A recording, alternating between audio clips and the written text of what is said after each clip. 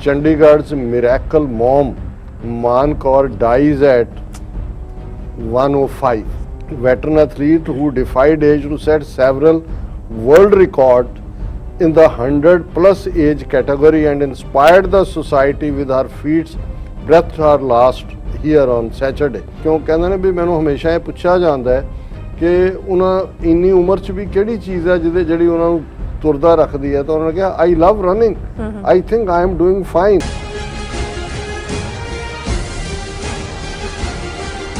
Viewers welcome back on program. So viewers and well section ਦੇ ਵਿੱਚ ਆਪਾਂ ਗੱਲਬਾਤ ਕਰਨ ਜਾ ਰਹੇ ਹਾਂ ਬੀਬੀ ਮਾਨ ਕੌਰ ਜੀ ਬਾਰੇ। ਸੋ ਜਿਸ ਤਰ੍ਹਾਂ ਕਿ 105 ਸਾਲਾ ਬਜ਼ੁਰਗ ਜਿਹੜੇ ਨੇ ਇਹ ਇੰਟਰਨੈਸ਼ਨਲ ਐਥਲੀਟ ਹੋਣ ਦੀ ਜਿਹੜੀ ਸ਼ੋਹਰਤ ਹੈ ਉਹ ਹਾਸਲ ਕਰ ਚੁੱਕੇ ਨੇ ਔਰ ਅੱਜ ਸਾਨੂੰ ਇਹ ਵਿਛੋੜਾ ਸਦੀਵੀ ਵਿਛੋੜਾ ਜਿਹੜਾ ਉਹ ਦੇ ਚੁੱਕੇ ਨੇ।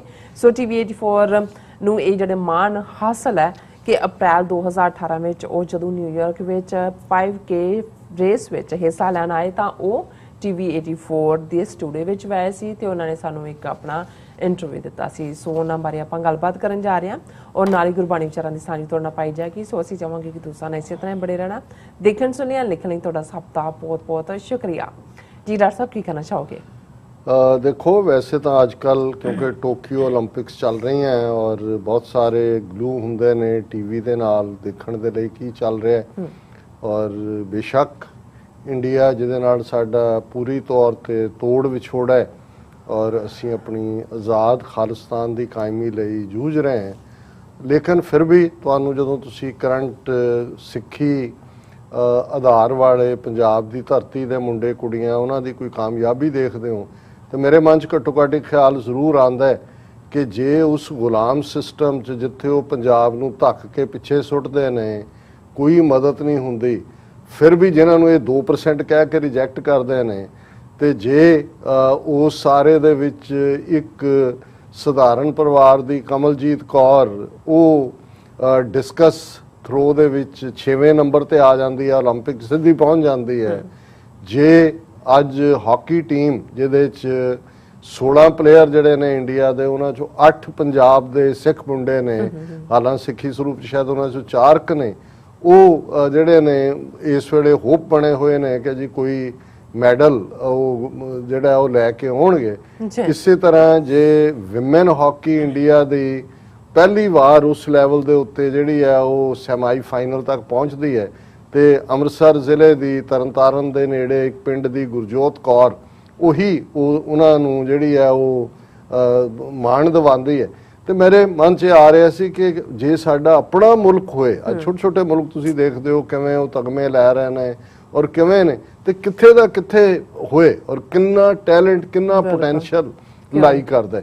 ਔਰ ਜਦੋਂ ਇਹ ਚੱਲ ਹੀ ਰਹੀਆਂ ਨੇ ਉਦੋਂ ਹੀ ਇਹ ਖਬਰ ਵੀ ਆਈ ਕਿ ਬੇਬੇ ਮਾਨ ਕੌਰ, ਉਹਨਾਂ ਨੂੰ ਸਾਰੇ ਸਿੱਖ ਜਗਤ 'ਚ ਹੀ ਨਹੀਂ ਓਵਰਆਲ ਹੀ ਸਪੋਰਟਸ ਦੀ ਦੁਨੀਆ 'ਚ ਸਾਊਥ ਏਸ਼ੀਆ 'ਚ ਬੇਬੇ ਕਰਕੇ, ਕਿਉਂਕਿ 105 ਸਾਲ ਦੀ ਬੇਬੇ ਐਨਰਜੀ ਨਾਲ ਭਰੀ ਹੋਈ। ਔਰ ਜਦੋਂ ਅੱਜ ਅਸੀਂ ਗੱਲ ਕਰ ਰਹੇ ਹਾਂ ਜਿਵੇਂ ਤੁਸੀਂ ਕਿਹਾ ਕਿ ਭਾਈ ਜਦੋਂ ਉਹ 2018 ਦੇ ਵਿੱਚ ਨਿਊਯਾਰਕ 'ਚ ਆਉਂਦੇ ਨੇ, ਅਪ੍ਰੈਲ ਦਾ ਮਹੀਨਾ ਸੀ, ਸਿੱਖ ਡੇ ਪੈਰੇਡ ਲਾਸਟ ਵੀਕ ਹੁੰਦਾ ਹੈ, ਲਾਸਟ ਵੀਕਐਂਡ, ਤਾਂ ਉਸ ਤੋਂ ਅਗਲੇ ਦਿਨ ਜਿਹੜੀ ਹੈ ਇੱਕ ਖਾਸ ਤੌਰ ਤੇ ਇੱਥੇ ਸਾਡੇ ਦੋ ਡਾਕਟਰ ਵੀਰ ਨੇ ਜਿਹੜੇ 5K ਰੇਸ ਜਿਹੜੇ ਨਾ ਕਰਦੇ ਨੇ ਔਰ ਦਰਸ਼ਕ ਬੈਕਗ੍ਰਾਉਂਡ 'ਚ ਪਿਕਚਰਸ ਦੇਖ ਸਕਦੇ ਨੇ, ਤੇ ਉਹ ਬੀਬੀ ਔਰ ਉਹਨਾਂ ਦੇ ਬ੍ਰਦਰ ਜਿਹੜੇ ਸ਼ਾਇਦ ਉਹ ਵੀ 80-85 ਈਅਰਸ ਸੀ ਓਲਡ, ਉਹ ਵੀ ਦੌੜਦੇ ਨੇ। ਔਰ ਜਦੋਂ ਮੈਂ ਬਹੁਤ ਸਾਰੇ ਬੇਬੇ ਮਾਨ ਕੌਰ ਜੀ ਦੇ ਇੰਟਰਵਿਊ ਦੇਖੇ ਤੇ ਉਹਨਾਂ ਨੇ ਕਿਹਾ ਮੈਂ ਤਾਂ ਕੈਨੇਡਾ ਆਈ, ਮੇਰਾ ਮੁੰਡਾ 47 ਤੋਂ ਬਾਅਦ ਆ ਗਿਆ ਸੀ ਇੱਥੇ ਔਰ ਉਹਨੂੰ ਮੈਂ ਦੇਖਿਆ 78 ਸਾਲ ਦਾ ਦੌੜ ਰਿਹਾ, ਉਹਨੂੰ ਕਿਹਾ ਮੈਂ ਕਿਉਂ ਨਹੀਂ ਦੌੜ ਸਕਦੀ। ਸੋ ਉਹਨਾਂ ਨੇ ਦੌੜਨਾ ਸ਼ੁਰੂ ਕੀਤਾ ਔਰ ਉਹਨਾਂ ਨੇ ਕਿਸ ਕਿਸਮ ਦੀ ਸ਼ੋਹਰਤ ਹਾਸਲ ਕੀਤੀ ਇਹਦੀ ਗੱਲ ਕਰਨ ਤੋਂ ਪਹਿਲਾਂ ਉਹ ਸਾਨੂੰ ਵਿਛੋੜਾ ਦੇ ਗਏ ਨੇ। ਫਰਵਰੀ ਦੇ ਮਹੀਨੇ ਇਸ ਵਰੇ ਉਹਨਾਂ ਨੂੰ ਲਿਵਰ ਕੈਂਸਰ ਡਾਇਗਨੋਸ ਹੋਇਆ ਔਰ ਬਹੁਤ ਜਲਦੀ ਉਹ ਲੜੇ, ਜਿਵੇਂ ਉਹ ਖੇਡ ਦੇ ਮੈਦਾਨ ਦੇ ਵਿੱਚ ਖਿਡਾਰੀ ਜੂਝਦਾ ਹੈ। ਸੋ ਅਸੀਂ ਉਹਨਾਂ ਦੀ ਯਾਦ 'ਚ ਅੱਜ ਦਾ ਪ੍ਰੋਗਰਾਮ ਵੀ ਜਿਹੜਾ ਸਮਰਪਿਤ ਕਰ ਰਹੇ ਔਰ ਸਾਰੇ ਮੀਡੀਆ ਰਿਪੋਰਟਸ ਦੇ ਵਿੱਚ ਇੰਟਰਨੈਸ਼ਨਲੀ ਵੀ BBC ਤੋਂ ਲੈ ਕੇ Chandigarh's miracle mom Maan Kaur dies at 105 105 ਸਾਲ ਦੇ ਹੋ ਕੇ ਔਰ ਇਹ ਵੈਟਰਨ ਐਥਲੀਟ ਔਰ ਉਹਨਾਂ ਨੇ ਬਹੁਤ ਸਾਰੇ ਵਰਲਡ ਰੈਕੋਰਡ ਸੈੱਟ ਕੀਤੇ। veteran athlete who defied age to set several world records in the 100+ age category and inspired the society with her feats breath her last here on Saturday। ਔਰ ਉਹਦੇ 'ਚ ਉਹਨਾਂ ਨੇ ਜਿਹੜਾ ਇਹ ਕਿਹਾ ਕਿ ਵੀ ਉਹਨਾਂ ਦੇ ਬੇਟੇ ਦਾ ਨਾਮ ਗੁਰਦੇਵ ਸਿੰਘ ਹੈ। ਉਹਨਾਂ ਨੇ ਕਿਹਾ ਜਦੋਂ ਉਹਨੇ ਮਾਸਟਰਸ ਐਥਲੀਟਸ ਦੇ ਵਿੱਚ ਪਾਰਟਿਸਿਪੇਟ ਕੀਤਾ ਉਹ 93 ਸਾਲ ਦੀ ਉਮਰ 'ਚ, ਤੇ ਉਹਨਾਂ ਨੇ ਕਿਹਾ ਕਿ ਵੀ ਮੈਨੂੰ ਲੱਗਿਆ ਕਿ ਵੀ ਮੈਂ ਕਿਉਂ ਨਹੀਂ, ਉਹਨਾਂ ਦੀ ਆਪਣੀ ਉਮਰ 93 ਸਾਲ ਸੀ ਜਦੋਂ ਉਹਨਾਂ ਨੇ ਆਪਣੇ ਬੇਟੇ ਨੂੰ ਦੇਖਿਆ ਔਰ ਉਹਦੇ ਤੋਂ ਹੀ ਇਨਸਪਾਇਰ ਹੋ ਕੇ ਉਹ ਕਹਿੰਦੇ ਨੇ ਵੀ ਮੈਂ ਵੀ ਦੌੜਨਾ ਸ਼ੁਰੂ ਕੀਤਾ। ਕਿ ਕਿਉਂ ਕਹਿੰਦੇ ਨੇ ਵੀ ਮੈਨੂੰ ਹਮੇਸ਼ਾ ਇਹ ਪੁੱਛਿਆ ਜਾਂਦਾ ਹੈ ਕਿ ਉਹਨਾਂ ਇੰਨੀ ਉਮਰ 'ਚ ਵੀ ਕਿਹੜੀ ਚੀਜ਼ ਹੈ ਜਿਹੜੀ ਉਹਨਾਂ ਨੂੰ ਤੁਰਦਾ ਰੱਖਦੀ ਹੈ। ਤਾਂ ਉਹਨਾਂ ਨੇ ਕਿਹਾ I love running, I think I am doing fine, why stop. ਇਹ ਟ੍ਰਿਬਿਊਨ ਨੂੰ ਉਹਨਾਂ ਦਾ ਇੰਟਰਵਿਊ ਹੈ ਕਿ ਵੀ ਕੀ ਹੈ। ਔਰ ਜਿਵੇਂ ਤੁਸੀਂ ਕਿਹਾ ਵੀ 2018 'ਚ ਉਹਨਾਂ ਨੇ ਸਟੂਡੀਓ ਵੀ ਆਏ, ਬੜੇ ਮਾਣ ਨਾਲ ਉਹਨਾਂ ਨੇ ਕਿਹਾ ਵੀ ਅਸੀਂ ਸਾਰਾ ਪਰਿਵਾਰ ਬੈਠ ਕੇ TV 84 ਵੀ ਦੇਖਦੇ ਹਾਂ ਔਰ ਉਹਨਾਂ ਦਾ ਬਰੀਫ ਇੰਟਰਵਿਊ ਅਸੀਂ ਸ਼ਾਇਦ ਇੱਕ ਅੱਧੇ ਦਿਨ 'ਚ ਉਹਨੂੰ ਚਲਾਵਾਂਗੇ ਵੀ, ਦਰਸ਼ਕ ਉਹਦੇ ਸ਼ਾਰਟ ਬੈਕਗ੍ਰਾਉਂਡ ਤੇ ਦੇਖ ਸਕਦੇ ਨੇ। ਔਰ ਉਹਨਾਂ ਨੇ ਆਪਣੀ ਜਿਹੜੀ ਔਰ ਤੁਸੀਂ ਹੰਬਲ ਸਟਾਰਟ ਦੀ ਗੱਲ ਦੇਖੋ, ਜਦੋਂ ਉਹਨਾਂ ਨੇ ਕਿਹਾ ਕਿ ਭਾਈ ਮੈਂ ਤਾਂ ਆਪਣੀ ਸ਼ੁਰੂਆਤ ਜਿਹੜੀ ਹੈ ਬੜੀ ਇੱਕ ਗਰੀਬ ਪਰਿਵਾਰ 'ਚ ਉਹਨਾਂ ਦੀ ਹੋਈ ਔਰ ਮੇਰੇ ਜਿਹੜੇ ਫਾਦਰ ਨੇ ਉਹ ਪਟਿਆਲਾ ਖਾਨਦਾਨ ਜਿਹੜਾ ਸ਼ਾਹੀ ਪਰਿਵਾਰ ਹੈ ਉਹਨਾਂ ਦੇ ਵਿੱਚ ਕੁੱਕ ਦਾ ਕੰਮ ਕਰਦੇ ਸੀ। ਜ਼ਾਹਰ ਹੈ ਕਿ ਜਿਹੜਾ ਬਾਵਰਚੀ, ਔਰ ਉਸ ਦੇ ਵਿੱਚ ਉਹਨਾਂ ਨੇ ਕਿਹਾ ਵੀ ਮੈਂ ਵੀ, ਮੇਰਾ ਵਿਆਹ ਵੀ ਜਿਹੜਾ ਇੱਕ ਕੁੱਕ ਦੇ ਨਾਲ ਹੀ ਹੋਇਆ ਜਿਹੜਾ ਉਹ ਕਰਦੇ ਸੀ। ਔਰ ਫਿਰ ਉਹਨਾਂ ਨੇ ਕਿਹਾ ਕਿ ਵੀ ਮੈਂ ਜਿਹੜਾ ਜਦੋਂ ਮੈਂ ਆਪਣੇ ਬੇਟੇ ਨੂੰ ਜਿਹੜਾ 47 ਤੋਂ ਬਾਅਦ ਕੈਨੇਡਾ ਆ ਗਿਆ ਦੌੜਦਿਆਂ ਦੇਖਿਆ ਤੇ ਫਿਰ ਜਿਵੇਂ ਤੁਹਾਡੀਆਂ ਪ੍ਰਾਊਡ ਮੂਮੈਂਟਸ ਹੁੰਦੀਆਂ ਨੇ, ਉਹਨੇ ਕਿਹਾ ਕਿ ਵੀ ਮੈਂ ਜਦੋਂ ਆਈ ਹਾਂ 2016 ਦੇ ਵਿੱਚ ਮੈਰਾਥਨ ਇਵੈਂਟ ਪਟਿਆਲੇ ਦੇ ਵਿੱਚ ਪਾਰਟਿਸਿਪੇਟ ਕਰਨ ਦੇ ਲਈ, ਤੇ ਮੈਨੂੰ ਉਸ ਹੋਟਲ ਨਿਮਰਾਨਾ ਦੇ ਵਿੱਚ ਠਹਿਰਾਇਆ ਗਿਆ ਜਿਹਨੂੰ ਰੈਨੋਵੇਟ ਕੀਤਾ ਗਿਆ ਹੈ। ਇਹ ਪਹਿਲਾਂ ਰਜਿੰਦਰਾ ਕੋਠੀ ਪਟਿਆਲਾ ਕਿੰਗਸ ਦਾ ਸੀ ਔਰ ਉਹਨੇ ਕਿਹਾ ਵੀ ਮੈਂ ਉਸ ਕਮਰੇ 'ਚ ਮੈਂ ਠਹਿਰੀ ਜਿੱਥੇ ਮਹਾਰਾਣੀ ਠਹਿਰਦੀ ਸੀ। I was staying in room number 1 of the hotel, the place where Maharani lived. Wow. I relived my whole life in a blink, she said. ਉਹਨੇ ਕਿਹਾ ਵੀ ਮੈਂ ਉਹ ਸਾਰਾ ਹੀ, ਕਿਉਂਕਿ ਉਹ ਘਰੇਲੂ ਉਹਨਾਂ ਦੇ ਹੀ ਪਰਿਵਾਰ ਨਾਲ ਸ਼ਾਹੀ ਖਾਨਦਾਨ 'ਚ ਹੋਣ ਕਰਕੇ ਬਹੁਤ ਸਾਰਿਆਂ ਨੂੰ ਤਾਂ ਇਹਨਾਂ ਦੇ ਨੱਕ ਪੂੰਝੇ ਹੋਣੇ ਨੇ ਜਿਹੜੇ ਬਾਅਦ 'ਚ ਕਿੱਥੇ ਕਿੱਥੇ ਪਹੁੰਚੇ। ਔਰ ਉਹਨਾਂ ਨੇ ਕਿਹਾ my father was A cook in the royal kitchen, I was later married to a cook in his team, she recalled. ਔਰ ਉਹਨਾਂ ਨੇ ਕਿਹਾ ਵੀ ਮੇਰੇ ਲਈ ਇਹ ਫਖਰ ਵਾਲੇ ਔਰ ਫੁੱਲ ਆਫ ਲਾਈਫ। ਹਾਲਾਂ ਕੱਦ ਉਹਨਾਂ ਦਾ 5 ਫੁੱਟ, ਛੋਟੇ ਕੱਦ ਦੇ ਜਦੋਂ ਆਏ ਵੀ। ਔਰ ਸਾਨੂੰ ਇਸ ਗੱਲ ਦਾ ਅਗੇਨ ਅੱਜ ਜਦੋਂ ਕੱਲ ਹੀ ਇਹ ਖਬਰ ਮੈਂ ਦੇਖੀ ਮੇਰੇ ਮਨ ਦੇ ਸਾਹਮਣੇ ਉਹ ਸਾਰੀਆਂ ਯਾਦਾਂ 2018 ਆਲਮੋਸਟ ਤੁਸੀਂ ਕਹੋ ਵੀ ਕੋਵਿਡ ਸ਼ੁਰੂ ਹੋਣ ਤੋਂ ਕੁਝ, ਕਿਉਂਕਿ 2019 ਦੀ ਪਰੇਡ ਤਾਂ ਹੋਈ ਨਹੀਂ ਵਿਸਾਖੀ ਦੀ ਜਿਹੜੀ ਵੀ ਲਾਸਟ ਹੋਈ, ਔਰ ਕਿਸ ਜ਼ੀਲ ਔਰ ਕਿਹਦੇ ਨਾਲ ਇਵੇਂ ਹੱਥ ਜੋੜੇ ਮਹਾਰਾਜ ਦਾ ਸ਼ੁਕਰ ਹੈ ਵਾਹਿਗੁਰੂ ਦਾ। ਔਰ ਉਹਨਾਂ ਦੇ ਇੰਟਰਵਿਊ ਨੂੰ ਮੈਂ ਅੰਮ੍ਰਿਤ ਵੇਲੇ ਉੱਠਦੀ ਹਾਂ, ਮੈਂ ਨਿਤਨੇਮ ਕਰਦੀ ਹਾਂ, ਪਾਠ ਮੈਨੂੰ ਯਾਦ ਹੈ, ਇਹੀ ਗੁਰੂ ਨੇ ਹੀ ਮੈਨੂੰ ਇਹ ਹਿੰਮਤ ਦਿੱਤੀ ਹੈ। ਸੋ ਇਹ ਜਿਹੜੀ ਸਾਰੀ ਜਨਰੇਸ਼ਨ ਸ਼ੁਕਰਗੁਜ਼ਾਰੀ ਵਾਲੀ, ਹਿੰਮਤ ਵਾਲੀ, ਔਰ ਅਸੀਂ ਤਾਂ ਇਹਨਾਂ ਉਮਰਾਂ 'ਚ ਹੀ ਅਜੇ ਜਿਹੜੇ ਹੈ ਉਹ ਖੋਂ ਕਰਨ ਵਾਲਾ ਕੰਮ ਹੋਇਆ। ਔਰ ਕਨਕਲੂਜਨ ਦੇ ਵਿੱਚ ਜਿਵੇਂ ਅਸੀਂ 52 ਅੱਖਰੀ ਕਬੀਰ ਸਾਹਿਬ ਦਾ ਜਿਹੜਾ ਉਹਨਾਂ ਦੀ ਰਚਨਾ ਹੈ, ਬਾਣੀ ਹੈ, ਉਸ ਤੇ ਵਿਚਾਰ ਕਰਦੇ ਹਾਂ। 2 ਸ਼ਲੋਕ ਅੱਜ ਦੀ ਵਿਚਾਰ ਲਈ ਅਸੀਂ ਚੁਣੇ ਨੇ, ਤੀਸਰਾ ਔਰ ਚੌਥਾ। ਤੁਰਕ ਤਰੀਕਤ ਜਾਣੀਐ ਹਿੰਦੂ ਵੇਦ ਪੁਰਾਨ, ਮਨ ਸਮਝਾਵਨ ਕਾਰਨੇ ਕਛੁਅਕ ਪੜ੍ਹੀਐ ਗਿਆਨ। ਹੁਣ ਇਹਦੇ 'ਚ ਉਹਨਾਂ ਨੇ ਇੱਕ ਤਾਂ ਰੂਹ ਦੀ ਦੁਨੀਆ ਜਿਹਦੇ ਬਾਰੇ ਅਕਸਰ ਅਸੀਂ ਇਹ ਕੋਟ ਕਰਦੇ ਹਾਂ ਕਿ ਪੜ੍ਹਿਆ ਅਨਪੜ੍ਹਿਆ ਪਰਮ ਗਤ ਪਾਵੇ, ਰੱਬ ਨੂੰ ਮਿਲਣ ਦੇ ਲਈ ਉਹ ਤੁਹਾਡਾ ਫੇਥ ਹੈ ਅੰਦਰ ਹੈ। ਪਰ ਜੋ ਤੁਸੀਂ ਦੁਨੀਆ 'ਚ ਰਹਿਣਾ, ਦੁਨੀਆ ਦੇ ਵਿੱਚ ਤੁਹਾਨੂੰ ਗਿਆਨ ਵੀ ਚਾਹੀਦਾ ਹੈ, ਲੋਕਾਂ ਦੇ ਨਾਲ ਵੀ ਤੁਸੀਂ ਇੰਟਰੈਕਟ ਕਰਨਾ ਹੈ। ਔਰ ਉਹੀ ਜਬ ਲਗ ਦੁਨੀਆ ਰਹੀ ਹੈ ਨਾਨਕ ਕਿਛ ਸੁਣੀਐ ਕੁਛ ਕਹੀਐ।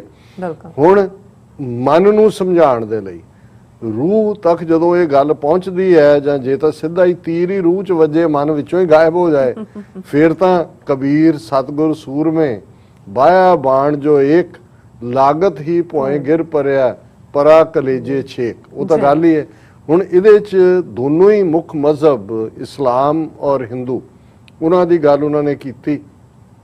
ਹਿੰਦੂਆਂ ਦੇ ਜ਼ਾਹਰ ਹੈ ਕਿ ਵੇਦ ਨੇ ਤੇ ਪੁਰਾਣ ਨੇ, 4 ਉਹਨਾਂ ਦੇ ਵੇਦ ਨੇ, ਅੱਗੋਂ 22 ਪੁਰਾਣ ਨੇ ਉਹਨਾਂ ਨੇ। ਔਰ ਜਦੋਂ ਉਹਨਾਂ ਨੇ ਇਸਲਾਮ ਦੇ ਹਵਾਲੇ ਨਾਲ ਤੁਰਕ ਤਰੀਕਤ ਜਾਣੀ ਹੈ ਕਿ ਇਸਲਾਮ ਧਰਮ ਦੇ ਵਿੱਚ ਜਿਹੜੇ ਨੇ ਤਰੀਕੇ ਔਰ 4 ਖਾਸ ਤੌਰ ਤੇ ਸੂਫੀ ਇਸਲਾਮ ਦੇ ਹਵਾਲੇ ਨਾਲ 4 ਦੀ ਗੱਲ ਅਕਸਰ ਹੁੰਦੀ ਹੈ। ਉਹਦੇ ਚ ਸ਼ਰੀਅਤ ਹੈ, ਤਰੀਕਤ ਹੈ, ਮਾਰਫਤ ਹੈ ਔਰ ਹਕੀਕਤ ਹੈ। ਸੋ ਉਹਨਾਂ ਨੂੰ ਕਬੀਰ ਸਾਹਿਬ ਨੇ ਤਰੀਕਤ ਕਰਕੇ ਕਿਹਾ ਕਿ ਭਾਈ ਉਹਦੇ ਚ ਡਿਸਪਲਿਨ ਹੈ ਸ਼ਰੀਅਤ ਦੇ ਵਿੱਚ, ਫਿਰ ਤੁਸੀਂ ਕਿਵੇਂ ਆਪਣੀ ਜ਼ਿੰਦਗੀ ਨੂੰ ਪਿਓਰ ਕਰਨਾ ਹੈ, ਦਿਲ ਨੂੰ ਕਿਵੇਂ ਸਾਫ਼ ਕਰਨਾ ਹੈ, ਫਿਰ ਮਾਰਫਤ, ਫਾਈਨਲ ਹਕੀਕਤ ਤੁਸੀਂ ਰੱਬ ਦੇ ਰੂਬਰੂ ਹੁੰਦੇ ਹੋ।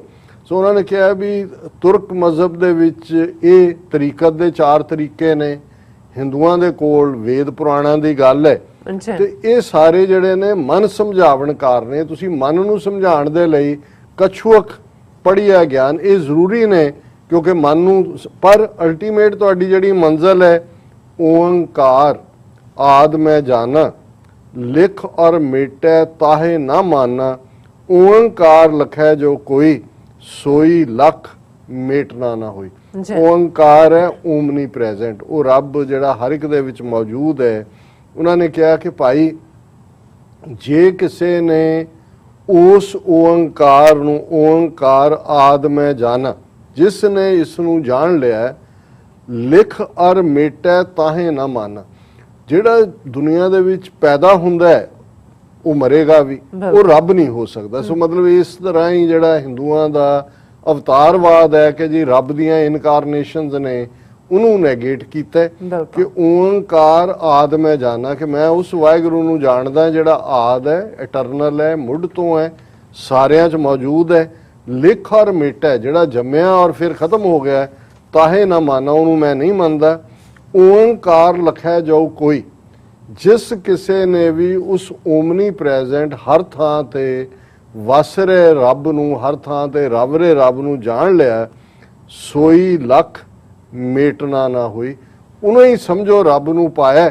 ਔਰ ਉਹਦੇ ਅੰਦਰ ਜਦੋਂ ਓੰਕਾਰ ਉਸ ਵਾਹਿਗੁਰੂ ਦੀ ਹੋਂਦ ਆ ਜਾਂਦੀ ਹੈ ਤੇ ਉਹਨੂੰ ਇਹ ਸਮਝ ਆ ਜਾਂਦੀ ਹੈ ਕਿ ਰੱਬ ਇਟਰਨਲ ਹੈ, ਉਹ ਆਦ ਸੱਚ, ਜੁਗਾਦ ਸੱਚ, ਹੈਪੀ ਸੱਚ, ਨਾਨਕ ਹੋਸੀ ਪੀ ਸੱਚ। ਅਲਟੀਮੇਟ ਟਰੂਥ ਉਹੀ ਹੈ ਜੋ ਪਹਿਲਾਂ ਵੀ ਸੀ, ਅੱਜ ਵੀ ਹੈ, ਹਮੇਸ਼ਾ ਰਹੇਗੀ। ਇਹ ਅੱਜ ਦਾ ਵਿਚਾਰ ਜੀ। ਡਾਕਟਰ ਸਾਹਿਬ ਤੁਹਾਡਾ ਬਹੁਤ ਬਹੁਤ ਸ਼ੁਕਰੀਆ, ਤੁਸੀਂ ਅੱਜ ਦੇ ਇਸ਼ੂ ਤੇ ਅੱਜ ਦਾ ਵਿਚਾਰ ਸਾਡੇ ਦਰਸ਼ਕਾਂ ਨਾਲ ਸਾਂਝਾ ਕੀਤਾ। ਇਸ ਤਰ੍ਹਾਂ ਆਪਣੇ ਵਿਊਅਰਸ ਕੋਲ ਲੈਣੇ ਇਜਾਜ਼ਤ। ਵਿਊਅਰਸ, ਸਾਡੇ ਪ੍ਰੋਗਰਾਮ ਦਾ ਸਮਾਂ ਇੱਥੇ ਸਮਾਪਤ ਹੁੰਦਾ। ਤੁਸੀਂ ਆਪਣੀ ਰਾਏ ਤੇ ਸੁਝਾਅ ਸਾਨੂੰ ਭੇਜਣਾ ਭੁੱਲਣਾ ਸਾਡੇ ਇਸ ਪਤੇ ਤੇ sos@tv84.tv ਤੇ ਅਸੀਂ ਆਪਣਾ ਪ੍ਰੋਗਰਾਮ ਲੈ ਕੇ ਫਿਰ ਦੁਬਾਰਾ ਤੁਹਾਡੇ ਰੂਬਰੂ ਹੋਵਾਂਗੇ।